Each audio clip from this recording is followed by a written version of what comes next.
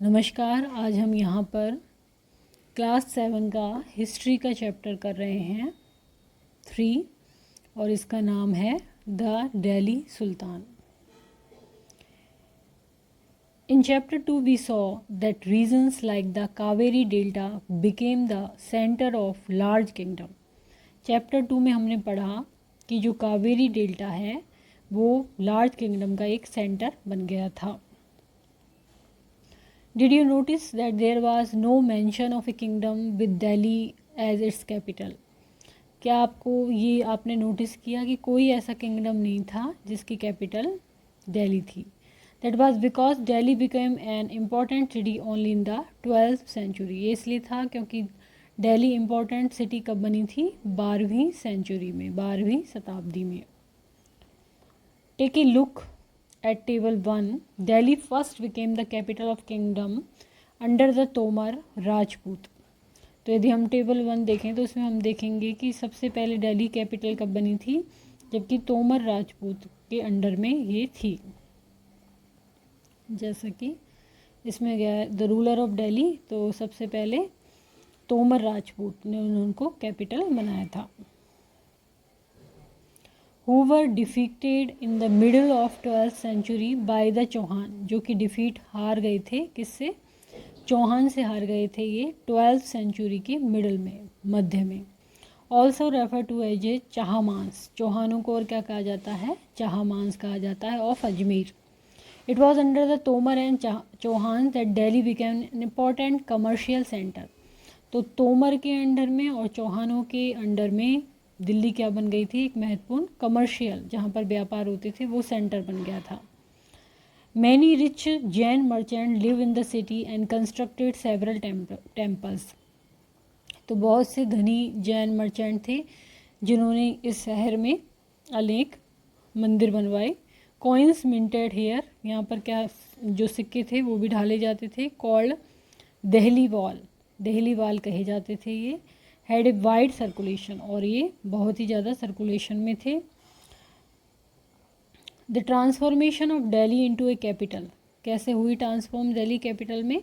That control vast area of the subcontinent started with the foundation of Delhi Sultanat in the beginning of the 13th century.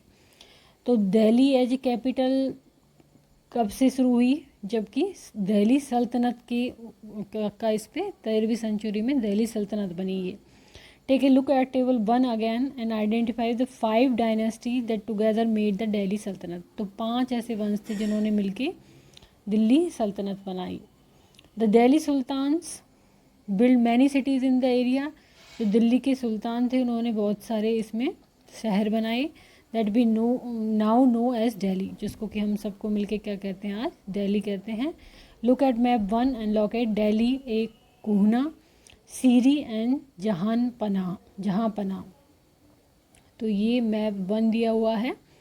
इसमें selected सल्तनत city of Delhi 13-14 century की बात है। फिरोज़ाबाद, फिरोज शाह कोटला, इसके अलावा हौज खास, सीरी, जहांपना, दिल्ली ए कोना, Qutub Minar, Hauz Sultani, Tughlakabad, Adilabad. The rulers of Delhi, कौन दिल्ली पे किन किन लोगों का शासन रहा, कौन कौन इसके शासक रहे?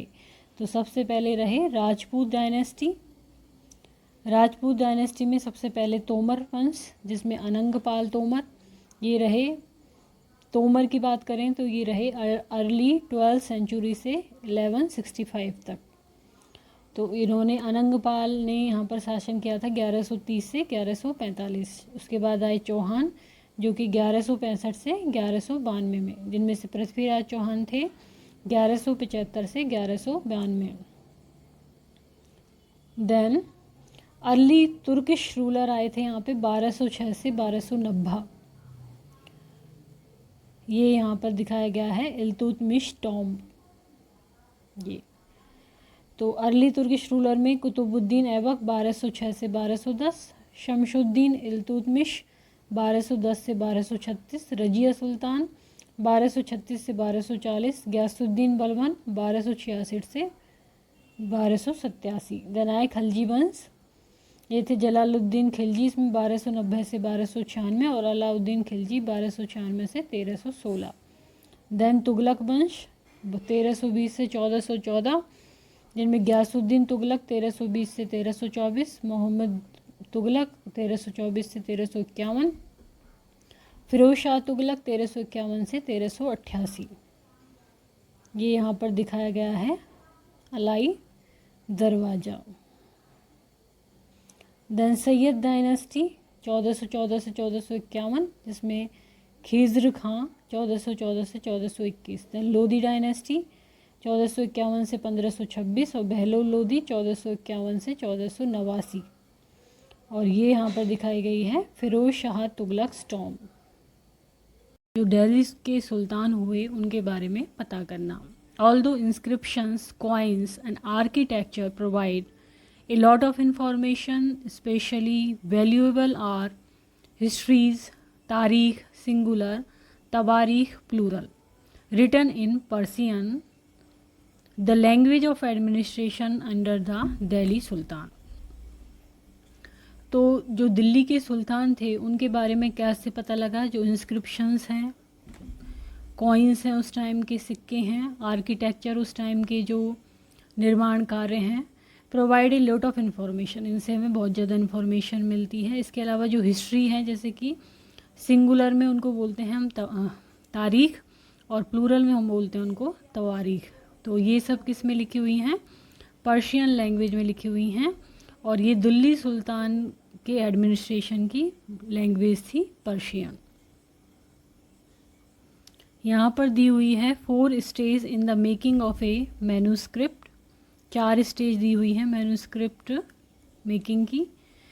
पहला है प्रिपेयरिंग द पेपर, ए में जो दिखाई दे रहा है हमें वो क्या है यहाँ पर? Preparing the paper.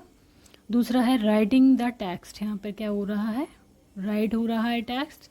Then third पे melting gold to highlight important word and passages, तो यहाँ पर मेल्ट कर रहे हैं गोल्ड का जिससे कि हाईलाइट कर सकें वर्ड्स को। एंड यहाँ पर क्या हो रहा है? Preparing the binding, binding prepare हो रही है।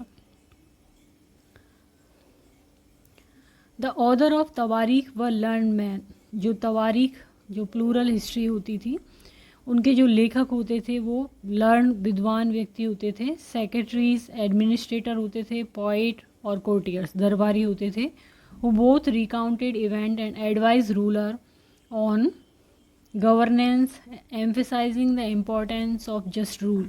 ये क्या करते थे? रिकाउंट करते थे इवेंट को और एडवाइस करते थे शासक को, किसी भी चीज़ की सलाह देते थे। किस पे? गवर्नेंस पे। Emphasizing the importance of just rule, जो रूल है उनके एम्फेसाइज करने के लिए ये उनको एम्फेसाइज करते थे। देन है circle of justice. Circle of justice क्या है? फ़कर ई मुदावीर रोड इन 13th सेंचुरी में लिखा था इन्होंने, a king can not survive without soldier, जो राजा है वो सैनिकों के बिना सर्वाइव नहीं कर पाता। And soldiers can not live without salaries, और सोल्जर्स को क्या चाहिए? सैनिकों को सैलरी चाहिए। Salaries came from the revenue collected from peasant, अब सैलरी कहाँ से आती है? जो किसान से राजस्व प्राप्त होता है उससे। But peasant can pay revenue only when they are prosperous and happy, लेकिन किसान रेवेन्यू कब पे करेंगे? जबकि वो समृद्ध होंगे और खुश होंगे। This happen when the king promote justice and honest government, और ये सब कैसे होगा? जब राजा जस्टिस को और ऑनेस्ट गवर्नेंस को प्रमोट करेगा। तो ये कहलाता था circle of justice. Then keep the following additional detail in mind, इन सब को डिटेल को माइंड में रखना होता था। The author of Tarikh lived in cities mainly Delhi, ये कहाँ पर रहते थे? शहरों में, स्पेशली दिल्ली में रहते थे। हार्डली एवर इन विलेज, कभी कभी गाँवों में। दूसरा, they often wrote their histories for sultan in the hope of rich award, तो वो किस टाइप का इतिहास लिखते थे कि जिसमें सुल्तान की प्रशंसा हो और उनको अवार्ड मिले। These authors advise ruler on the need to preserve an ideal social order based on birthright and gender distinctions. Their ideas were not shared by everybody. तो ये लेखक क्या सलाह देते थे शासक को कि जो आइडियल सोशल सोसाइटी है वो किस तरह की हो? बर्थ राइट, मतलब कि जो बेटा हो वो पिता की गद्दी संभाले, और जेंडर डिस्टिंक्शन, मेल फीमेल में डिस्टिंक्शन हो, अलग भेदभाव, और ये जो आइडियाज़ थे वो सभी के द्वारा शेयर नहीं होते थे। यहाँ पर दिया हुआ है बर्थ राइट। बर्थ राइट क्या है? Privilege claim on account of birth, birth के अनुसार जो विशेष अधिकार प्राप्त हैं। For example, people believe that nobles inherited their rights to govern because they were in born in certain families, क्योंकि वो एक विशेष फैमिलीज़ में उन्होंने जन्म लिया है, इसलिए उनको विशेष अधिकार हैं। इन 1236 सुल्तान इल्तुतमिश डॉटर रजिया बिकेम सुल्तान। 1236 में जो सुल्तान इल्तुतमिश था उसकी बेटी थी रजिया सुल्तान, वो क्या बनी? सुल्तान बनी। The chronicler of age Minhaj i Siraj recognise that she was more able and qualified than all her brothers. तो उस टाइम की जो क्रॉनिकलर है मिनहाज ए सिराज, उसमें लिखा गया है कि वो अपने भाइयों से भी ज़्यादा एबल थी और क्वालिफाइड थी। But he was not comfortable at having a queen as ruler, लेकिन वो कम्फर्टेबल नहीं थी शासक के रूप में, as a rani. Nor were the noble happy at her attempt to rule independently, और जो नोबल्स थे वो क्या थे? हैप्पी नहीं थे कि वो खुद इंडिपेंडेंटली रूल करे।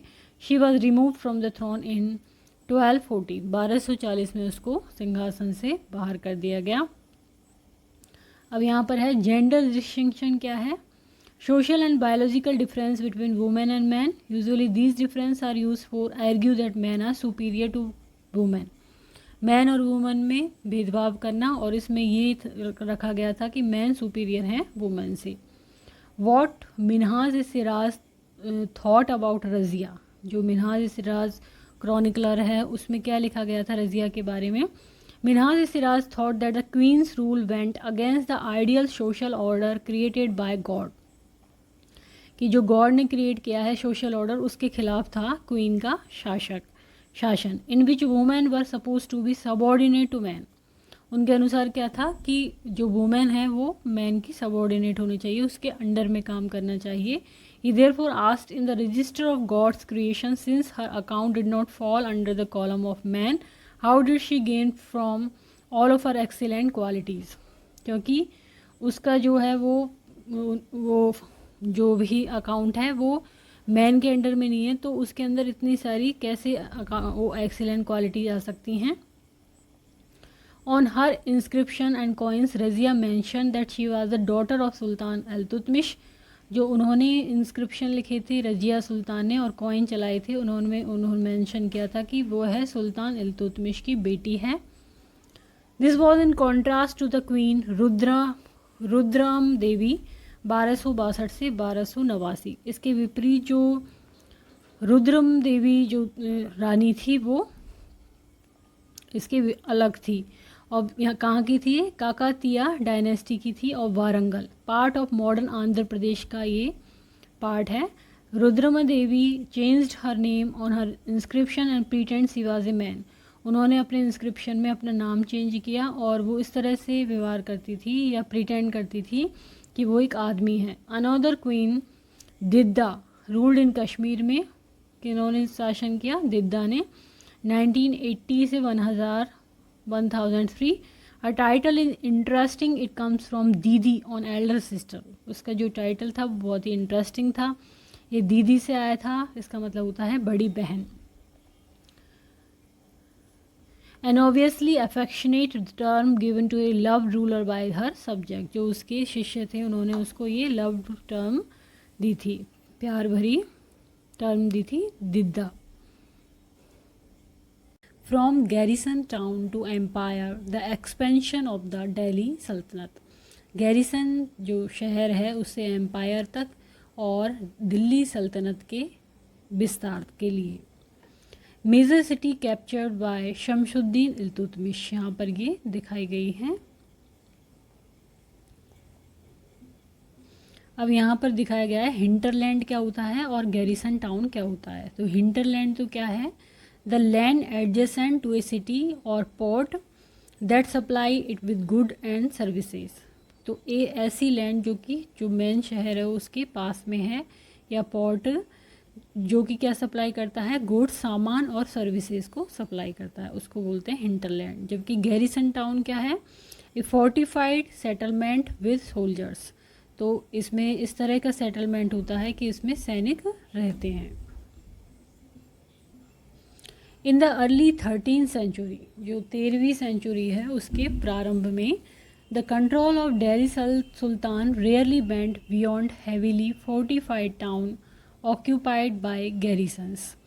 तो जो गैरिसन्स मतलब कि यहाँ पर जो सोल्जर्स हैं उनके द्वारा जो शहर स्थापित किए गए थे वहीं पर कंट्रोल रहता था, इसके बाहर नहीं था। The sultan seldom control the hinterland of the city. Sultan बहुत ही कम कंट्रोल करते थे हिंटरलैंड ऑफ सिटी, जहाँ पर कि गुड और सर्विसेज का सप्लाई होता था। And were therefore dependent upon trade, tribute and और प्लंडर फॉर सप्लाई। इसलिए ट्रेड, ट्रिब्यूट के लिए और प्लंडर के लिए वो सप्लाई पे डिपेंड रहते थे। Controlling garrison town in distant Bengal and Sindh from Delhi was extremely difficult. तो जो गैरिसन टाउन था उनको कंट्रोल करना, जैसे कि डिस्टेंस बंगाल पे, सिंध पे, दिल्ली से, एक्सट्रीमली डिफ़िकल्ट था। Rebellion, war and even bad weather could snap fragile communication. तो उससे रेवेलियन है, यदि युद्ध हो रहा है या बुरा मौसम चल रहा है तो फ्रेजाइल हो जाता था, कम्युनिकेशन सही ढंग से बन नहीं पाता था। दिल्ली's authority was also challenged by Mongol invasion from Afghanistan and by the governors who rebelled at any sign of the Sultan weakness. तो जो दिल्ली की अथॉरिटी थी उसको चैलेंज मिलता रहता था, एक तो अफ़गानिस्तान में जो मंगोल थे उनसे, और जो गवर्नर थे इसके दिल्ली के, जो कि सुल्तान की किसी भी कमजोरी को पकड़ते थे। द सल्तनत बेयरली सर्वाइव्ड दी चैलेंजेस। इसको जो सल्तनत थी इन चैलेंजेस में मुश्किल से ही सर्वाइव कर पाती थी। इस consolidation occur during the reign of Ghiyasuddin Balban and further expansion under Alauddin Khilji and Mohammad Tughlaq. तो ये एकीकृत कब हुई, इकट्ठी ये तब हुई है जब गयासुद्दीन बलबन का शासन था, और ये एक्सपैंड कब हुई, इसका विस्तार कब हुआ, जब अलाउद्दीन खिलजी और मोहम्मद तुगलक का शासन था। The first set of campaign along the internal frontier of the Sultanate aimed at consolidating the hinterland of the garrison town। तो जो फर्स्ट सेट था इसका कैंपेन का, जिसमें इंटरनल फ्रंटियर में क्या किया सल्तनत ने कंसोलिडेट किया, एकीकृत किया हिंटरलैंड को, जो गैरिसन टाउन के हिंटरलैंड थे उनको। During this campaign forest were cleared in the Ganga Yamuna Doab. तो इस कैंपेन के दौरान क्या किया गया कि जो गंगा यमुना दोआब पर जो फॉरेस्ट थे उनको क्लियर किया गया। And hunter gatherers and pastoralist expelled from their habitat. तो जो वहाँ पर रहते थे लोग उनको वहाँ से बाहर निकाल दिया गया।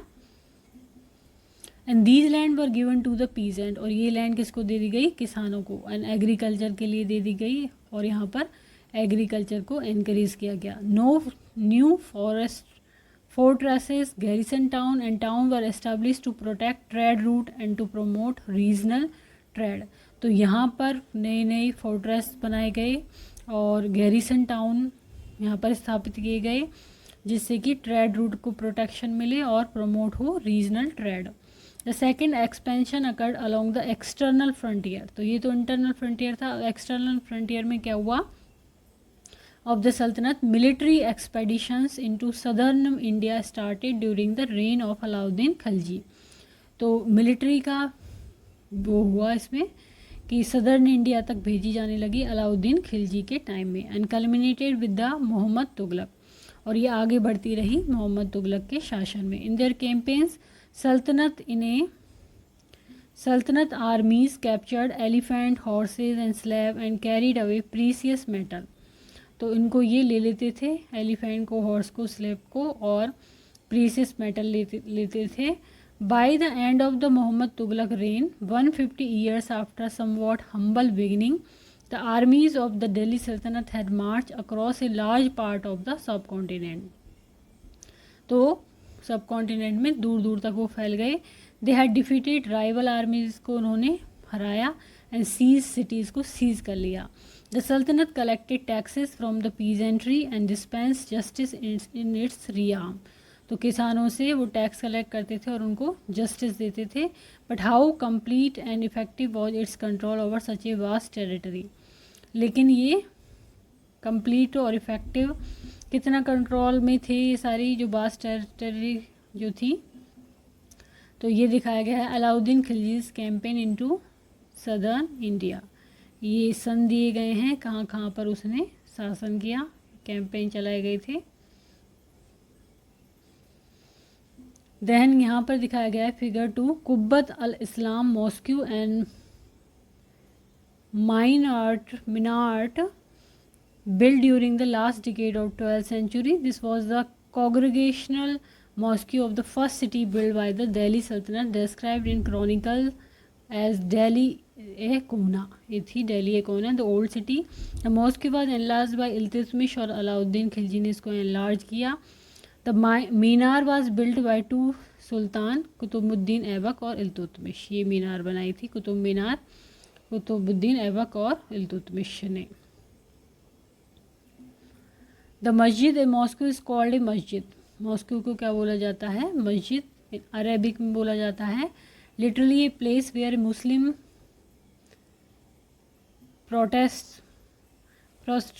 प्रोस्ट्रेट्स इन रिवरेंस टू अल्लाह. उनकी अल्लाह की उसमें उपासना करते हैं वो. इन एक कॉन्ग्रीगेशनल मॉस्क्यू मस्जिद ई जामी और जामा मस्जिद मुस्लिम रीड देयर प्रेयर्स. नमाज अदा करते हैं together. Member of the congregation choose the most respected learn male as their leader. इमाम होता है जो कि उनका विद्वान लीडर होता है for the rituals of prayer के लिए. ये also deliver the सरमोन Khutba during Friday prayer में वो सरमोन या खुतबा डिलीवर करता है. During prayer Muslim stand facing Mecca को फेस करके रखते हैं. In India this is to west. ये पश्चिम की तरफ है. दिस इज़ कॉल्ड किबला. इसको क्या बोलते हैं वो? किबला. बेगमपुरी मॉस्क्यू फिगर 3 में दिखाई गई है. ये है Begampuri mosque. Build in the reign of Mohammad Tughlaq के टाइम पे. Was the main mosque of Jahan Panah the century of the world. His new capital in Delhi.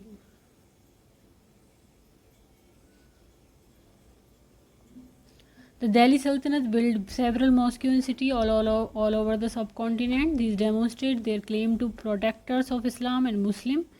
Mosque also help to create sense of community of believers.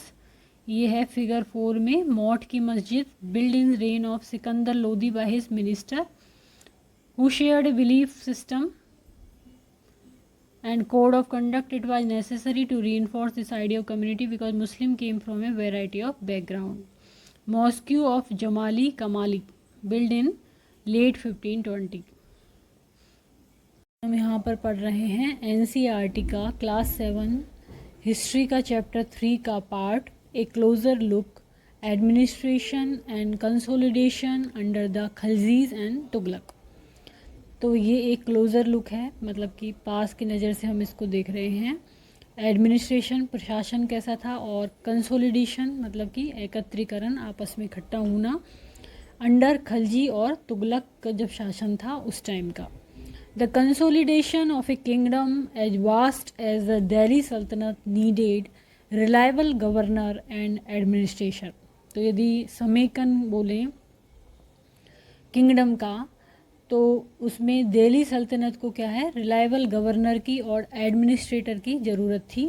Rather than appointing aristocrat and landed chieftains as governor the early Delhi sultan especially Iltutmish favoured their special slave purchase for military services called वंदे गा.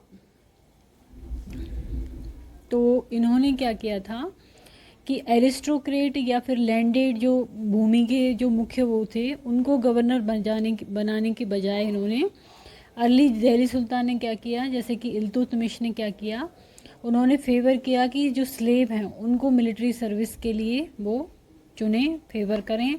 और उनको उन्होंने क्या कहा बंदागन कहा उनको उन्होंने इन Persian भाषा में। They were carefully train to man some of the most important political offices in the kingdom.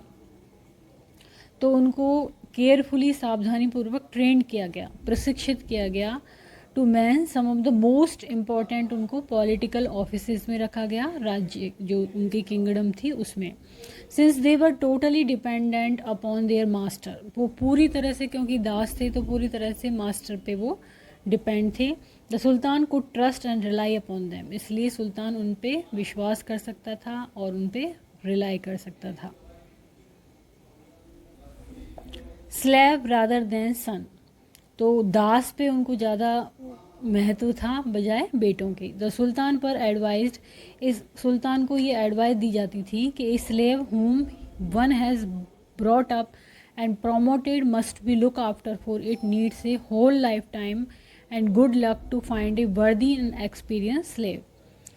तो एक जो स्लेव है जो कि किसी के द्वारा लाया गया है और प्रमोट किया गया है, उसकी देखभाल की जाती थी फॉर उसके पूरे लाइफ टाइम के दौरान, क्योंकि उसकी लाइफ टाइम के दौरान उसकी ज़रूरत पड़ती थी और उसको गुड लक माना जाता था कि वर्दी और यदि योग्य और अनुभवी यदि किसी को दास मिल जाता था तो उसको क्या माना जाता था, गुड लक।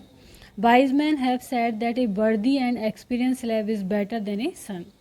तो बुद्धिमान विद्वान लोग वहाँ के क्या कहते थे कि जो वर्दी और एक्सपीरियंस दास है वो एक बेटे से अच्छा है। अब यहाँ पर है क्लाइंट का मतलब क्या है, someone who is under the protection of another, A dependent और हैंगर ऑन। तो कोई भी जो कि दूसरे की प्रोटेक्शन पे डिपेंड करे और ए डिपेंडेंट हो और हैंगर ऑन हो। The Khalji and Tughlaq continue to use bandagan and also raise people of humble birth who were often their client.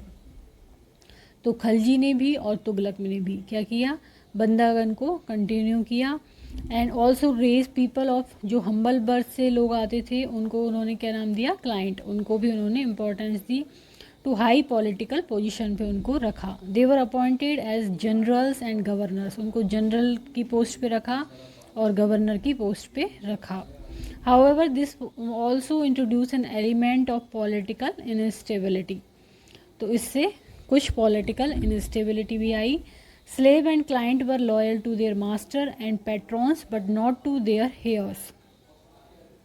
तो जो उनके मास्टर थे, जो उनको बनाते थे, उनके तो वो स्लेव और क्लाइंट उनके लॉयल रहते थे, लेकिन जिसका शासन रहता था उसके प्रति नहीं रहते थे। New Sultan had there on servant, तो न्यू सुल्तान ने क्या किया, अपने खुद के सर्वेंट रखना चालू करा। As a result the accession of new monarch often saw conflict between the old and the new nobility. इसलिए जो नया जो राजा बनता था या मोनार्क था, वो जो पुराना और नया वाले जो सिस्टम था उसमें उसको कॉन्फ्लिक्ट महसूस होता था। The patronage of these humble people by Delhi sultan also shocked many elite. तो हम जो ये क्लाइंट होते थे जिनको दिल्ली सुल्तान रखता था, उससे ज़्यादातर जो और लोग थे, विद्वान लोग थे, उनको शौक होता था कि इनको क्यों रख रहे हैं। And the order of Persian tawarikh criticise the Delhi sultan for appointing the low and base born to high offices. तो जो पर्सियन जो तवारीख लिखा है, इतिहास, उन्होंने कहा कि दिल्ली सुल्तान को उनको क्रिटिसाइज़ किया उन्होंने कि वो लो और बेस बॉर्न को हाई ऑफिसेज में क्यों रख रहे हैं। नेक्स्ट है officials of sultan Mohammad Tughlaq. जो मोहम्मद तुगलक सुल्तान था उसके कौन कौन ऑफिशियल थे। सुल्तान मोहम्मद तुगलक अपॉइंटेड अजीज़ खुम्मर ए वाइन डिस्टिलर, फिरूज़ हज़म ए बार्बर, एक नाई था ये, मनका तवक ये कुक था, and the two gardeners Ladha and Pira to high administrative post पे इन्होंने रखा इनको। Ziauddin Barani a mid 14th century chronicler था ये Ziauddin Barni, reported their appointment as a sign of sultan loss of political judgement and his incapacity to rule. तो जो chronicler थे जियाउद्दीन बर्नी, उन्होंने कहा कि ये सुल्तान की जो पॉलिटिकल जजमेंट है उसका लॉस बताता है कि वो इस तरह के लोगों को अच्छी पोजीशंस पे रख रहा है और उसके शासन की इनकैपेसिटी बताता है। लाइक द अर्लियर सुल्तान, जो प्रारंभिक सुल्तान थे उन्हीं की तरह the Khalji and the Tughlaq monarch appointed military commanders as governor of territories of varying sizes. तो उन्होंने क्या किया, तुगलक ने और खलजी ने जो मिलिट्री कमांडर थे उनको अपॉइंट किया वेयरिंग साइज की जो टेरिटरी थी उनके गवर्नर के रूप में। दीज लैंड वर कॉल्ड इक्ता, इन जो ये भूमि थी इसको क्या कहा जाता था, इक्ता कहा जाता था। And their holder was called iqtadar, और जो उसको जिसके पास वो भूमि होती थी उसको रखता था उसको कहा जाता था इक्तेदार, या फिर कहा जाता था muqti. The duty of the muqti was to lead military campaign and maintain law and order in their iqta. तो मुक्ति की ड्यूटी क्या होती थी कि जो मिलिट्री कैंपेन हो रहे हैं या लॉ मेंटेन, उनके जो इक्ता है उसमें लॉ और ऑर्डर को मेंटेन करना और वहाँ की जो मिलिट्री कैंपेन है उनको लीड करना। In actions for their military services the muqti collected the revenue of their assignment as salary. तो मुक्ति क्या कलेक्ट करते थे, रेवेन्यू कलेक्ट करते थे और उनको सैलरी के रूप में देते थे। उस रेवेन्यू को वो सैलरी के रूप में लेते थे और वो मिलिट्री सर्विस देते थे। They also paid their soldiers from these revenue. इसके अलावा जो उनके सैनिक होते थे उन मुक्ति के अंडर में उनको वो पे करते थे उस रेवेन्यू से। Control over muqti was most effective, जो कंट्रोल था मुक्ति के द्वारा वो बहुत अच्छा था। If their office were not inheritable and if they were assigned iqta for a short period of time before being shifted, यदि कुछ ही समय के लिए उनको इक्ता का एडमिनिस्ट्रेशन दिया जाता था। The harsh condition of service were rigorously impose during the reign of Alauddin Khilji and Mohammad Tughlaq. तो इस तरह की कंडीशन किसके टाइम में थी, अलाउद्दीन खिलजी और मोहम्मद तुगलक के टाइम पे। Accountants were appointed by the state to check the amount of revenue collected by मुक्ति। अब इन मुक्ति के ऊपर भी अकाउंटेंट लगाए जाते थे जो ये चेक करते थे कि जो मुक्ति रेवेन्यू कलेक्ट कर रहे हैं वो सही ढंग से उसका कलेक्ट करना और दे रहे हैं नहीं दे रहे हैं। केयर वाज टेकन दैट मुक्ति collected only the taxes prescribed bye the state and he kept the required number of soldiers. तो ये चेक किया जाता था कि जो स्टेट ने प्रेस्क्राइब कर रखा है राज्य ने उतना वो टैक्स ले रहे हैं या नहीं ले रहे हैं, और जो राइट नंबर में सोल्जर्स वो जितने रिक्वायर हैं उतने ले रहे हैं कि नहीं ले रहे हैं। एज द दिल्ली सल्तनत brought the hinterland of the cities under their control, जैसे ही दिल्ली सुल्तान ने जो हिंटरलैंड ली अपने कंट्रोल में, they force the landed chieftains the samanta aristocrat and rich landlord to accept their authority. तो उन्होंने फोर्स किया जो लैंडेड चैप्टेंस थे उनको, सामंत एरिस्टोक्रेट को, रिच लैंडलॉर्ड को, कि वो अपनी अथॉरिटी एक्सेप्ट करें। Under Alauddin Khilji the state brought the assessment and collection of land revenue under its own control. तो अलाउद्दीन खिलजी के टाइम पे क्या हुआ कि जो कलेक्शन था लैंड रेवेन्यू का उसने अपने कंट्रोल में ले लिया। The rights of local chieftains to levy taxes were cancelled. तो जो लोकल वहाँ के मुखिया जो होते थे वो टैक्स लेते थे उसको कैंसिल कर दिया गया। And they were also force to pay taxes, उनको उल्टा टैक्स पे करना पड़ता था। The sultan administrator measured the land and kept careful account. जो सुल्तान के एडमिनिस्ट्रेटर थे वो मेज़र करते थे, लैंड को नापते थे, भूमि को, और केयरफुल अकाउंट रखते थे। Some of the old chieftains and landlord serve the sultanate as revenue collector. जो ओल्ड मुखिया थे या लैंडलॉर्ड थे वो सर्व करते थे सल्तनत को और रेवेन्यू कलेक्ट करते थे। And assessor, there were 3 types of taxes, 3 तरह के टैक्स लगते थे on cultivation called kharaj and amounting to about 50% of the peasants produce. तो एक तो खराज कर लगता था, ये लगता था ऑन कल्टीवेशन पे, और इसको 50% जो पीजेंट किसान प्रोड्यूस करता था उसका 50% खराज होता था। दूसरा लगता था ऑन कैटल पे, जानवरों पे, और तीसरा लगता था ऑन हाउसेस, घरों पे। It is important to remember that large part of the subcontinent remain outside the control of Delhi sultan. तो ज़्यादातर जो इंडिया का पार्ट था सब कॉन्टिनेंट का वो दिल्ली सुल्तान से कंट्रोल के बाहर था। It was difficult to control distance provinces like Bengal from Delhi and soon after annexing southern India, the entire region became independent. तो जैसे कि बंगाल है जो कि बहुत दूर है दिल्ली से, वहाँ पर कंट्रोल करना बहुत ही मुश्किल था। इसी तरह से और भी जो दूर थे उन पर कंट्रोल करना मुश्किल था, और सदर्न इंडिया का पार्ट एक अलग इंडिपेंडेंट हो गया। Even in the Gangetic plain there were forested area. Gangetic plain में क्या फॉरेस्टेड एरिया था। The sultanate forces could not penetrate, तो वहाँ पर सल्तनत के जो फोर्स थे वो पेनेट्रेट नहीं कर पाते थे। Local chieftains establish their rule in these regions, जो लोकल मुखिया होते थे वो अपना वो चलाते थे rule. Sometime ruler like Alauddin Khilji and Mohammad Tughlaq could force their control in these areas but only for short duration. तो कंट्रोल करते थे लेकिन थोड़े ही टाइम के लिए कर पाते। चीफ्टन्स एंड देयर फोर्टिफिकेशन, तो मुखिया जो होते थे और वो क्या करते थे। Ibn Battuta a 14th century traveller from Morocco Africa. Ibn Battuta कौन था? 14वीं शताब्दी में एक यात्री आया था अफ्रीका में, मोरक्को जो जगह है वहाँ से आया था। एक्सप्लेन दैट चीफ्टन समटाइम, चीफ्टन जो मुखिया होते थे उनके बारे में बताया इसने। fortified themselves in mountain, in rocky, uneven and rugged places as well as in the bamboo groups। तो वो कहाँ पर रहने लग गए थे? पहाड़ों में, रॉक वाली जगह पे, अनइवन जगह थी, रग्ड प्लेसेस थे, या बैम्बू ग्रेव्स में। In India the bamboo is not hollow. Bharat में जो बैम्बू होते थे, बांस, वो अंदर से खोखले नहीं होते थे। इट इज़ ए बिग, बड़े होते थे। It is several part are so intervene that even fire can not affect them. इसके जो अलग अलग पार्ट थे इस तरह से इंटरवीन होते थे कि आग भी उनको पकड़ नहीं पाती थी। And they are on the whole very strong होते थे वो, पूरी तरह से उनको देखें तो। The chieftains live in these forest which serve them as a rampart.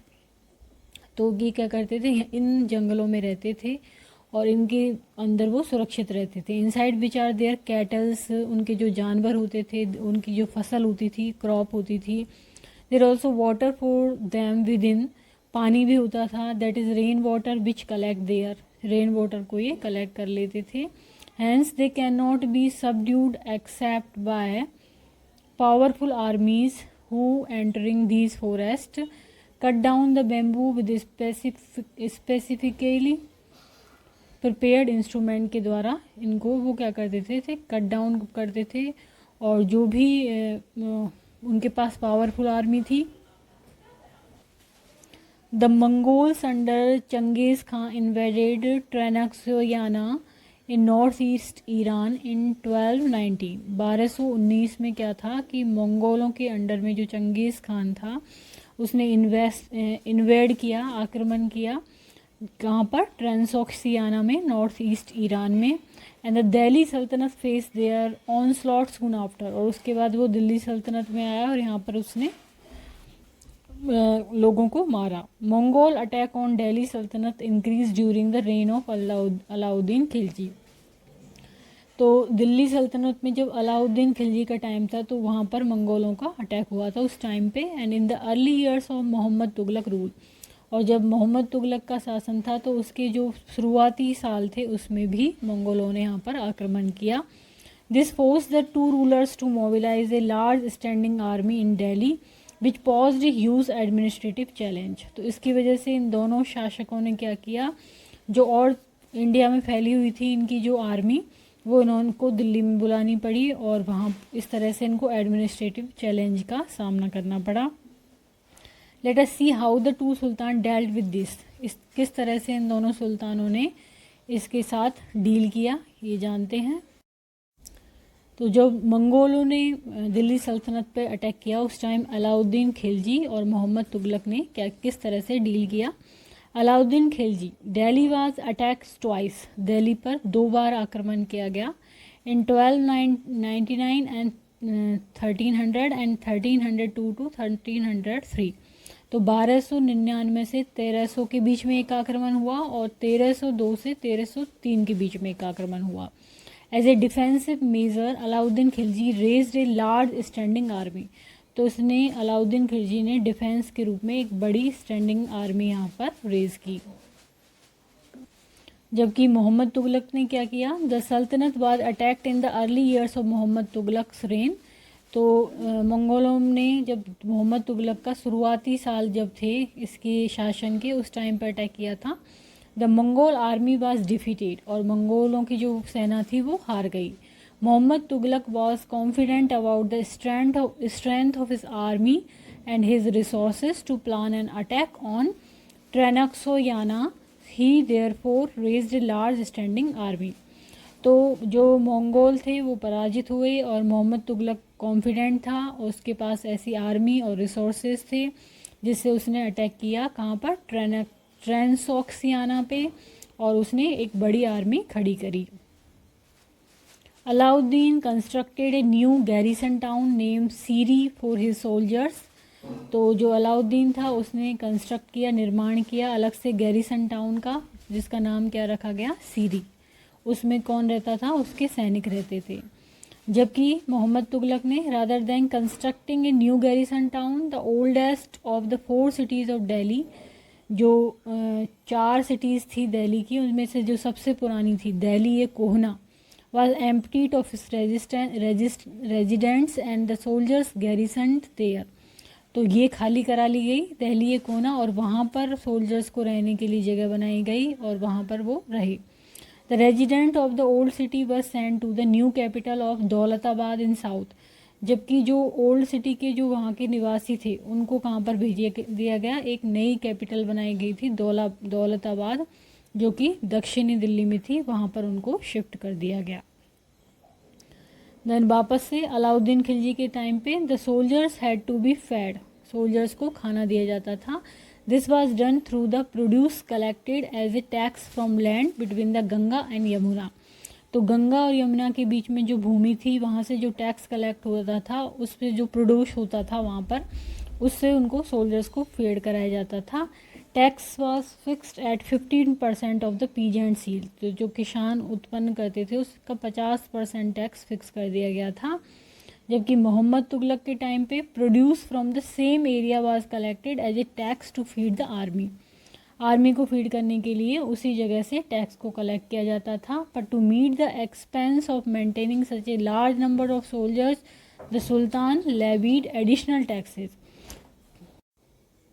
तो इस स्थिति में सुल्तान अलग से एडिशनल टैक्सेस लगा देता था। This coincided with famine in the area. तो इसको जो वहाँ पर यदि कोई अकाल वगैरह इस तरह का हो रहा है तो उसके अनुसार इनको उस हिसाब से ही टैकल किया जाता था। The soldier had to paid, Alauddin chose to pay. यहाँ पर क्या है, अलाउद्दीन के केस में जो सोल्जर्स थे उनको पे करना पड़ता था। अलाउद्दीन चूज़ टू पे his soldiers salaries in cash. तो अलाउद्दीन कैसे सैलरी देता था, अपने सोल्जर्स को कैश में देता था, रादर देन इक्ता के रूप में नहीं दे के। The soldiers would buy there supplies from merchant इन दिल्ली। जो सोल्जर्स थे वो अपनी जो सप्लाईज़ को कहाँ से बाय करते थे, जो दिल्ली में मर्चेंट होते थे वहाँ से। And it was thus feared that merchants would raise their prices. तो ये डर रहता था कि मर्चेंट अपनी जो कीमत है वो बढ़ा देंगे। To stop this Alauddin control the prices of good in Delhi. Delhi में जो भी सामान थे उनकी प्राइसेस को उसने कंट्रोल कर दिया। प्राइसेस वर केयरफुली सर्वेड बाय ऑफिसर्स, जो होते थे वो केयरफुली सर्वे करते थे प्राइस का। And merchant who did not sell at the prescribe rate were punished. और जो मर्चेंट उस रेट पर सामान नहीं देता था उसको फिर पनिश किया जाता था। जबकि मोहम्मद तुगलक के टाइम पे also paid his soldiers, cash salaries देता था ये भी, but instead of controlling prices he used A token currency. तो प्राइसेस की जगह वो क्या करता था, टोकन करेंसी के रूप में देता था। Somewhat like present day paper currency, अभी की जैसे पेपर करेंसी होती है उस तरह से, but made out of cheap metals not gold. Cheap सस्ती मेटल से बनती थी वो, गोल्ड से नहीं बनती थी, गोल्ड और सिल्वर से नहीं बनती थी। People in the 14th century did not trust these coins. तो 14वीं शताब्दी में कॉइन्स पे पीपल जो लोग थे वो विश्वास नहीं करते थे। They were very smart, they save their gold and silver coins and paid all their taxes to the state with the token currency. तो अपने गोल्ड और सिल्वर कॉइन को तो वो बचा के रख लेते थे और टोकन करेंसी से वो पे करते थे। This cheap currency could be counterfeited easily. Alauddin के administrative measures were quite successful थे and chroniclers praised his reign for its cheap prices. जो भी इतिहासकार थे उन्होंने उसके जो शासन था उसकी जो चीप प्राइस थी उसकी प्रशंसा की है. And efficient supply of good थी इन द मार्केट. उसके टाइम पे ही successfully withstood the threat of Mongol invasion के थ्रेट के लिए वो पूरी तरह से खड़ा हुआ था सफलतापूर्वक. जबकि मोहम्मद तुगलक का जो एडमिनिस्ट्रेटिव मेजर्स था बड़े फेलियर था. His campaign into Kashmir was a disaster. जो उसने कैंपेन चलाया था कश्मीर में वो डिजास्टर की तरह था. He then give up his plans to invade Transoxiana and disbanded his large army को उसने डिसबैंडेड कर दिया. Meanwhile he administrative measures created complications create करी. उसके एडमिनिस्ट्रेटिव जो भी प्रशासनिक कार्य किए थे उसने. The shifting of people to Daulatabad was resented. The raising of taxes and famine in the Ganga Yamuna belt led to widespread rebellion. उससे विद्रोही उत्पन्न हो गए टैक्सेस के रेज की वजह से. And finally the token currency had to be recalled. वापस से उसको रिकॉल किया गया टोकन करेंसी को. In this list of Mohammad Tughlaq's failure. तो इस लिस्ट में मोहम्मद तुगलक की क्या है असफलता दिखाई गई है. We sometime forget that for the first time in the history of sultanate a Delhi sultan planned a campaign to capture Mongol territory. तो इसमें हम देखते हैं कि पहली बार किसी दिल्ली सल्तनत के दिल्ली सुल्तान ने एक कैंपेन चलाया मंगोल टेरिटरी को कैप्चर करने के लिए, उसको अपने आप में मिलाने के लिए. Unlike Alauddin's defensive measures, Mohammad Tughlaq's measures were conceived as a part of military offensive against the Mongol. तो अलाउद्दीन खिलजी का तो डिफेंसिव अपने रक्षात्मक मेजर थे, जबकि मोहम्मद तुगलक ने मिलिट्री का यूज़ करा था against Mongol. The sultanate in the 15th and 16th century. 15वीं और 16वीं शताब्दी में सल्तनत दिल्ली सल्तनत कैसी थी. Take a look at table 1 again. You will notice that after the Tughlaq the Sayyid and Lodhi dynasties ruled from Delhi and Agra until 1526. तो जो ये तुगलक का शासन चला था उसके बाद में क्या सैयद और लोधी वंश आया और उन्होंने दिल्ली और आगरा में 1526 तक शासन किया. By then Jaunpur, Bengal, Malwa, Gujarat, Rajasthan and the entire south India has independent ruler. और तब तक क्या था कि जो जौनपुर है, बंगाल है, मालवा है, गुजरात, राजस्थान और सभी जो साउथ इंडिया था उसमें अपने अपने स्वतंत्र शासक थे. Who established flourishing state and prosperous capital. और उनके जो स्टेट थे जहाँ पर वो शासन कर रहे थे वो फ्लरिशिंग थे, ग्रोथ कर रहे थे, खूब फल फूल रहे थे और उनके कैपिटल भी प्रॉस्परस थे. This was also the period which saw the emergence of new ruling groups like the Afghan and the Rajput. तो इस टाइम पे नए नए शासकों के ग्रुप उभर के आए जैसे कि अफगान और Rajput. Some of the states established in this period were small but powerful and extremely well administered. इस टाइम पे जो कुछ स्टेट थे वो क्या थे, छोटे थे लेकिन बहुत ही शक्तिशाली थे और उनका एडमिनिस्ट्रेशन बहुत ही अच्छा था. शेर शाह सूर 1540 से 1545 started his career as the manager of small territory for his uncle in Bihar. तो उसके जो चाचा थे वो बिहार में थे, वहाँ पर उसको एक स्मॉल टेरिटरी मिली थी और उसमें वो मैनेजर का एक कैरियर उसका स्टार्ट हुआ था. And eventually challenge and defeated the Mughal empire Humayun. और उसने चैलेंज किया किसको और डिफीट भी किया, हराया भी मुग़ल एम्पायर हुमायूं को 1530 से 1540 और 1555 से 1556. Sher Shah capture Delhi and establish his own dynasty. Sher Shah ने क्या किया, दिल्ली को कैप्चर कर लिया और वहाँ पर अपना वंश स्थापित किया. Although the Sur dynasty rule for only 15 years के लिए इन्होंने शासन किया 1540 से 1555. It introduced an administration that borrowed element from Alauddin Khilji. तो इसने जो शेर शाह सूर था उसने क्या किया था, जो अलाउद्दीन खिलजी एस्टैब्लिश करके गया था एडमिनिस्ट्रेशन, उसी से उसको उधार लेके वैसा ही एडमिनिस्ट्रेशन इसने चलाया. And made them more efficient, और भी उसको एफिशिएंट प्रभावशाली बनाया. Sher Shah's administration become the model followed by the great emperor Akbar. तो जो शेर शाह का प्रशासनिक जो कार्य था वो फॉलो किया किसने बाद में, ग्रेट एम्परर अकबर ने 1556 से 1605. When he consolidate the Mughal empire को उसने अपने अधीन किया था, जब वो एकत्रित किया था उसने तब ये चलाया था. The three orders and peace of God knights and the crusades. The idea of the three order का idea क्या था, was first formulated in France in the early 11th century में बना था ये 11वीं सेंचुरी के प्रारंभ में. It divided society into three classes. इसके द्वारा सोसाइटी को 3 क्लासेस में डिवाइड किया गया. Those who prayed, those who fought, जो कि पूजा करते हैं, जो लड़ते हैं, और those who till the land, जो कि भूमि का फसल बोते हैं. This division of society into 3 orders was supported by the church of consolidate its dominant role in society. तो इसने चर्च ने भी इसको सपोर्ट किया था. This help the emergence of new warrior group called knight. तो यहाँ पर एक योद्धा ग्रुप अलग से उभर के आया, इसको बोलते थे nights. The church patronized this group and used them to propagate their idea of peace of God.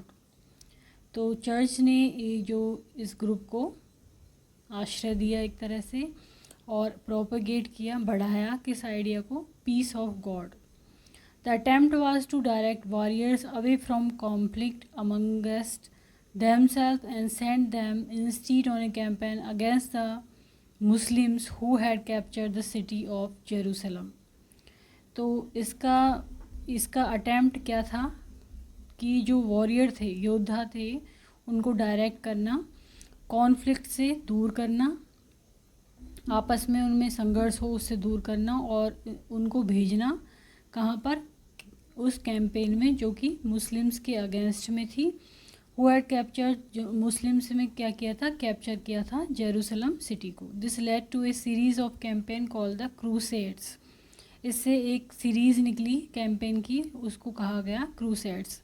This campaign in the service of God and the church completely altered the status of knight. तो ये जो campaign थी भगवान की सेवा में और church की, उसने जो स्टेटस ऑफ नाइट है उसको कम्प्लीटली अल्टर कर दिया, अलग ही कर दिया. Originally these knights did not belong to the class of nobles. जो नाइट थे ये नोबल की क्लास से संबंधित नहीं थे. But by the end of the 11th century in France, लेकिन जो 11वीं शताब्दी थी उसके एंड में, कहाँ पर, फ्रांस में, and a century later in Germany, और उसके एक शताब्दी बाद कहाँ पर, जर्मनी में. The humble origin of these warriors were forgotten. जो हम्बल ओरिजिन था, विनम्र ओरिजिन था इन वॉरियर्स का, वो भुला दिया गया. By the 12th century noble also wanted to be known as knights. तो नोबल्स को क्या चाहते थे वो, कि उनको नाइट कहा जाए, नाइट के नाम से जाना जाए.